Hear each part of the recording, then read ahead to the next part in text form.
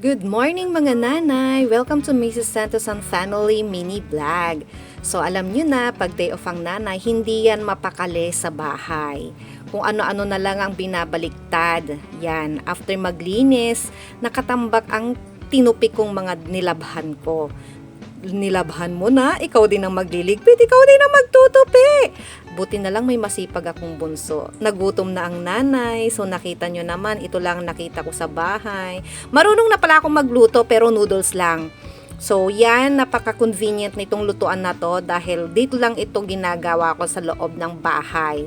So alam nyo na, very efficient, very excellent, basta yun na yun. O, di ba? Napaluto ako, marunong na pala akong magluto, pero noodles lang. Tignan natin kung masarap ang luto ng nanay. Noodles lang mukhang masarap na, di ba? Kasi iba yung noodles ng mga Koreana, yung mga Korean. O, di ba? Ganun-ganun lang. Walang dali-dali lang pala magluto, pahirap pa ako magluto, di ba? So, yan.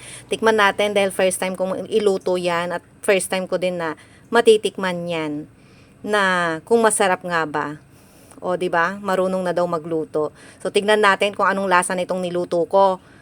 Siyempre, dapat masarap 'yan. Pero ay nako, wala akong masabi sa niluto ko. Perfect. Perfect, 'di ba? Plating pa lang perfect na. O, ayan na. So, sisimulan na natin pero bago yan, linisin ko muna yung mga kalat ko dahil ako lang din naman ang maglilinis ng mga kalat na yan. Wala nang iba dahil wala naman akong katulong sa bahay. So, kalat ko, linis ko, 'di ba? Utos ko, gawin ko. Ganon 'yan pag nasa bahay. So, 'yan, halo-halo natin itong Korean noodles na 'yan, kung tikman natin kung masarap nga ba.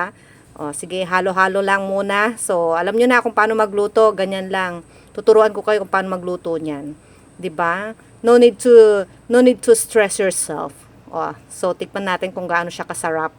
Pero feeling ko malalaman nyo din kung paano, kung ano ang lasa niyan.